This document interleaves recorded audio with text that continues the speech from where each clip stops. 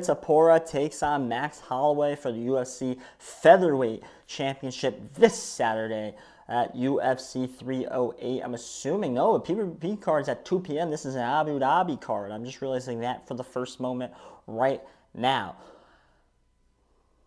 It's fool's gold. This fight is fool's gold. I don't know why. I don't know why. I don't understand it. I get it. He just knocked out Justin Gaethje for a BMF title in the middle of the mat in a fantastic fight. But I don't understand why people think Max Holloway can win this fight. I just don't. I think Ilia Topuria is better than Max Holloway at every spot in the fight. And that's kind of crazy because Max Holloway is one of the best boxers in the UFC. I'm not going to say that's not true, but I think the way Ilia is built, the way he fights, it's going to be hard to beat. It's going to be hard to match that puzzle.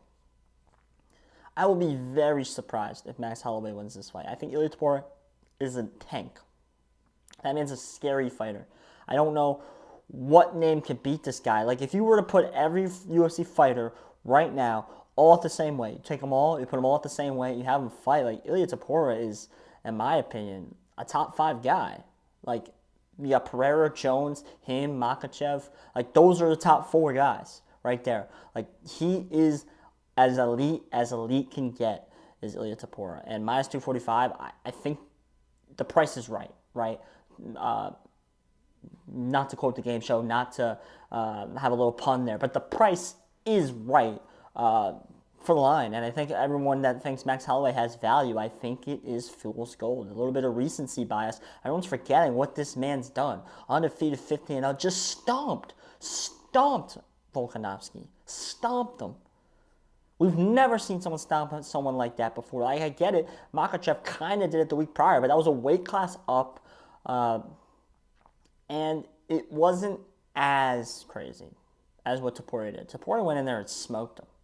It was like, that was not a close fight whatsoever. He went in there and smoked him. Then versus Max Holloway, who lost to Volkanovski a decent amount of times here. I don't know if people remember this. Volkanovski fought a really smart fight in those fights. I expect Topuria to fight a really smart fight in this fight. And I think Topuria just walks away with a victory.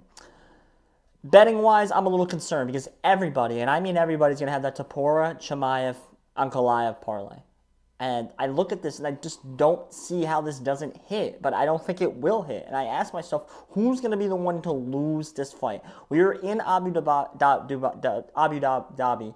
Sorry. Weird things can happen. Weird judging things can happen. Now, they don't want Ankalaev to win. I think if it goes to the cards between Ankalaev and Rakic, and it's a close fight, I think they're going to give it to Rakic. They don't want Ankalaev fighting Pereira because they think Ankalaev will win, and Ankalaev is not marketable. He's not a fun fighter. He doesn't get the fans on their feet like Pereira does. Pereira is so marketable, such a big star. They don't want him losing, right?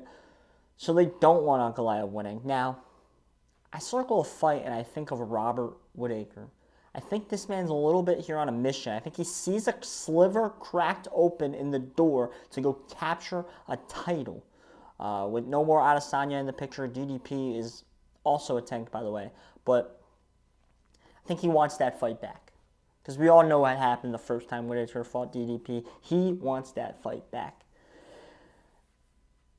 And some with Chiamev in these layoffs. Like, yes, Chiamev's elite. Yes, he's beaten Usman. He's beaten Burns. But were they really that convincing? I don't think they were. All right, he definitely won. I don't think they were that convincing of fights. Unanimous decision against Gilbert Burns, a majority decision against Usman on short notice. Like, that was not a 100% Usman in that fight. It just wasn't. I thought him and Burns fought a really good fight. I thought Burns was pretty much in that fight, and I don't think Burns is on the level of Whittaker. I think Whittaker is way better than Gilbert Burns. I think Whittaker is locked in, and I think he's so ready for this challenge. I think this is Chiamev's hardest fight to date. And if he goes out there and stomps Whittaker, which is very possible, you can't not give him a title fight, and he will be the next UFC champion, in my opinion. That's a long ways to go. I think one of these fighters just lose. I just think everyone's got these parlays. I might have some variation of these parlays. I think everyone's going to add Shara Magomedov. If anyone's going to lose, I think he might lose. And here's the thing.